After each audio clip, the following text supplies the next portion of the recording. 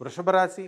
ఈ వృషభ రాశి వారికి మార్చి నెల 2025 సంవత్సరానికి గాను మాస రాశి ఫలితాన్ని ప్రొఫెసర్ డాక్టర్ ముల్లపూడి సత్యనారాయణమూర్తిని నేను మీకు తెలియజేస్తున్నాను.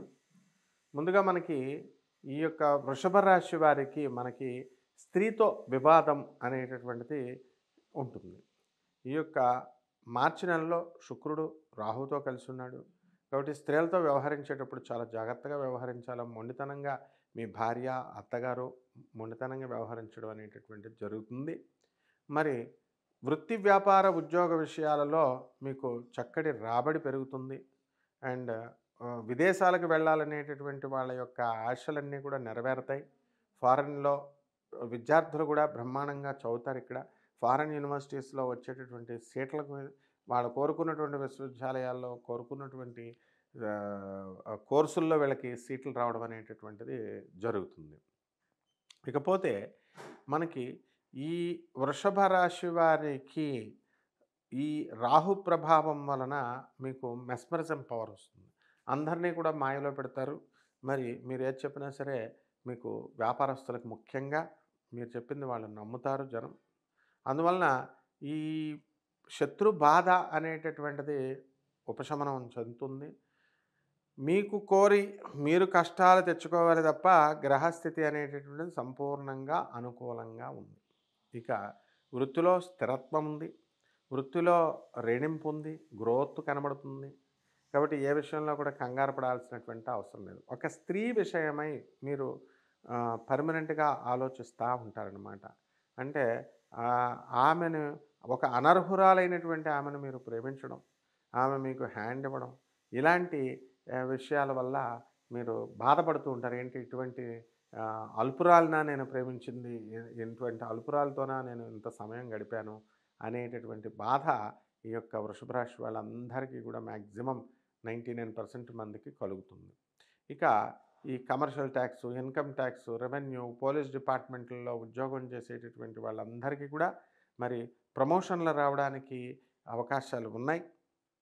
అలాగే చక్కగా ఈ యొక్క వాహన గండాలు అనేటటువంటివి ఈ యొక్క వృషభ రాశి వారికి ఉన్నాయి. ఇళ్ళు లేనటువంటి వాళ్ళకి సొంత ఇళ్ళు కొంటారు. స్థలాలు లేనటువంటి వాళ్ళు స్థలాలు కొంటారు. మరి ఎవరికైతే కుజదోషాలు ఈ యొక్క దోషాలు ఉంటాయో అటువంటి వాళ్ళది కూడా మీరు కనుక వెళ్ళినట్లయితే వాళ్ళ కాళ్ళు విరగవు కానీ మీ కాళ్ళు విరిగిపోతాయి యాక్సిడెంట్లు అయ్యి. కాబట్టి ఈ ఈ విధంగా మీరు కొన్ని జాగ్రత్తలు తీసుకోవాలా. రైతులు చక్కటి వ్యవసాయం చేసి మంచి లాభాలను ఆర్జిస్తారు. అండ్ వీళ్ళు కూడా ఎవరైతే చేపల రొయ్యల చెరువులు వీళ్ళు నడుపుతున్నటువంటి వాళ్ళ పరిస్థితులు కూడా చాలా బాగుంటాయి. ఒక కొత్త విధానములో మీరు ఆలోచించడం, మీకు కీర్తి ప్రతిష్టలు రావడం ఈ వృషభ రాశి వారందరికీ వస్తాయి. మరి మహిళలకు కూడా మీరు కోరుకున్న చోట్ల మీకు ఉద్యోగాలు రావడం, చక్కగా మీరు కోరుకున్న చోట్ల మీకు ట్రాన్స్ఫర్లు రావడం, మీ కుటుంబ సభ్యులు మిమ్మల్ని గుర్తించడం, ఇవన్నీ కూడా మీకు చాలా ఆనందాన్ని కలిగిస్తాయి. ఇక సాంప్రదాయబద్ధంగా మనకి పూర్వీకుల నుంచి వచ్చినటువంటి జ్యోతిష పరిహారాల్లో ఈ యొక్క వృషభ రాశి వారు ఏం చేయాలండి అని అంటే, మనం కేతువు బాగుండలేదు కాబట్టి కేతు జపం చేయండి, కేతు స్తోత్రాలు చదవండి. కేతువుకి కిలోంపావు ఉలవల్ని ఆవు పేడ రంగు ఉన్నటువంటి వస్త్రాలనిచ్చి పేద బ్రాహ్మణులకి శనివారం నాడు సోమవారం నాడు ఉదయం 7 గంటలకి దానం చేయండి.